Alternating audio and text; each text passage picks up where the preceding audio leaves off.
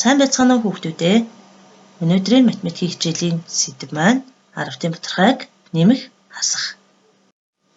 Хичээлийн хэрэглэгдэхүүн болох дэвтэр, ном сурах бичиг, үзгээ бэлдээрэй. Багшийн анхааралтай сонсож хичээлээ дэвтэртээ сайн тэмдэглээрэй. Хичээлдээ идэвхтэй оролцоорой хүүхдүүдээ. Энэ ямар дүрс вүлээ хүүхдүүдээ? Бидний хамгийн сайн мэдэх дөрвөн талан тэнцүү квадрат дүрс байна. Багш нь энэ квадратаа 100 тэнцүү хэсэгт хуваасна. Хэдэн хэсгийг шар өнгөөр будсан байна вэ? Тоолцгооё.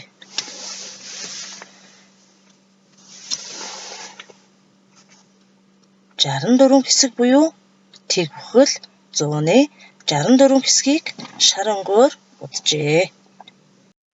Хэдэн хэсгийг ногоон өнгөөр будсан байна вэ? Тоолоод 10-ын батархайгаар бичээрэй.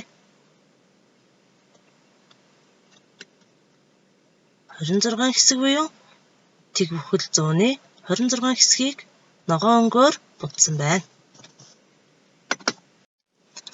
Өмнөх тэл хичээлүүдээр бид нар 10-ын батархайг уншиж, бичиж, тоймлож сурсан байгаа. 10-ын батархай нь орон ангийн хүснэгтийг эргэн харцгаая. Багш нь жишээ болгож тэг бүхэл 100-ны 57 гэсэн 10-ын батархайг бичлээ. 10-ын батархайг нэмж сурцгаая. За жишээгээ хараарай хүүхдүүдээ. 5 бүхэл 12 нэмэх нь 1 бүхэл 13. 10-ын батархаануудыг нэмэхдээ харгалзах орны нэгжүүдийг нэг багнанд байхаар бичиж олон оронтой тооны нэмэх үйлдэлийн адил нэмнэ. За 5.2 нэмэх нь 1.3-ыг багнанд ичгэлээр бичсэн байна. За 2 дээр 3-ыг нэмээд 5. За бүхэл дээрээ бүхлийг нэмээд 6.5. За дараагийн жишээг хараарай. 2 бүхэл 17 нэмэх нь 3 бүхэл 16. Мөн саяны бодлоготой адилхан багнанд ичгэлээр бичээд батархай хэсэг дээрээ батархай хэсгээ нэмээд бүхэл хэсэг дээрээ бүхэл хэсгээ нэмнэ. За 13 нэг саналаа 2 дээр 3-ыг нэмээд 5 сансан нэгтэйгээ 6. 6 бүхэл 13. 4 бүхэл 14 нэмэх нь 3 бүхэл 16. За хүүхдүүдээ өөрсдөө багнанд ичгэлээр бичээд нэмээрэй.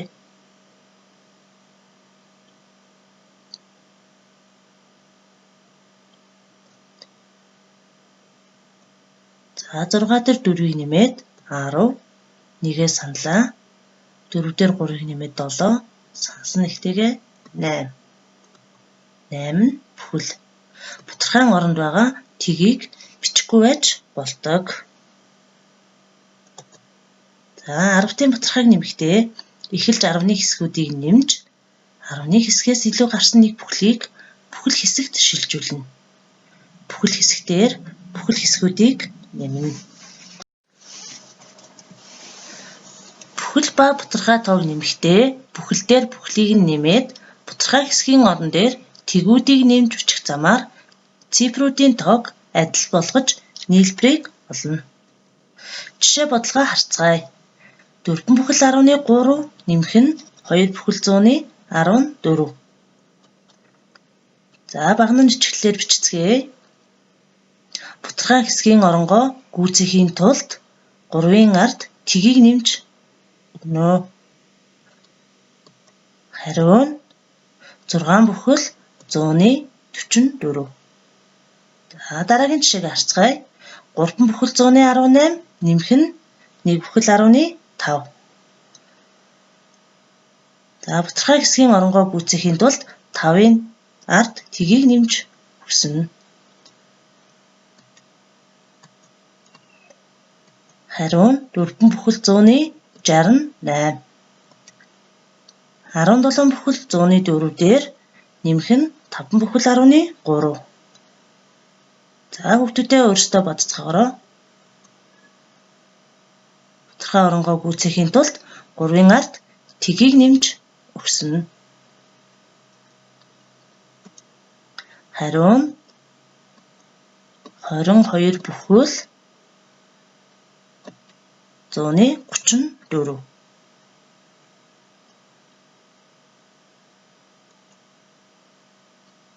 Зургаан бүхэл дээр 2 бүхэл 131-ийг нэмсэн байна. За өөрсдөө багахан бичгэлээр бичээрэй хүүхдүүдээ.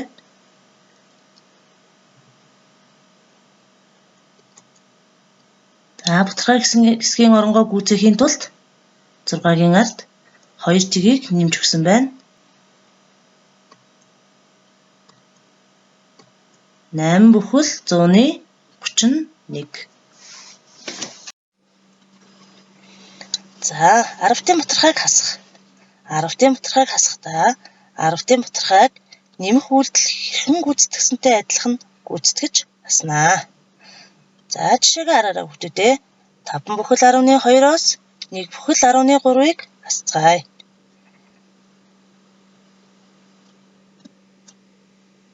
За 1 бүхлээ зээлээд 12-оос 3-ыг хасаад 9, 4-өөс 1-ийг хасаад 3.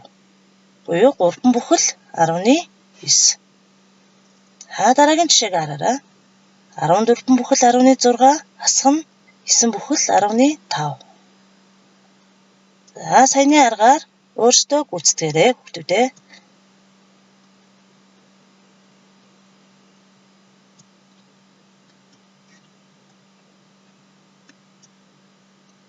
Бүхэл 11.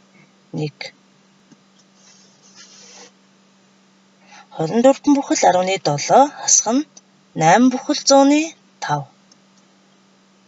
За өмнөх нэмэх үйлдэл гүйцэтгсэнтэй адилхан бутархай тооны цифруудыг гүйцэхийн тулд тгийг нэмж өгсөн байна. За хариугаа хараарай хүүхдүүдээ.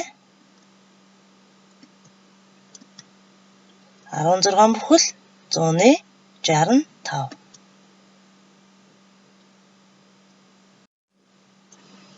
За дээрх аргаар эдгээр бодлогуудыг бодож гүйцэтгээрэй.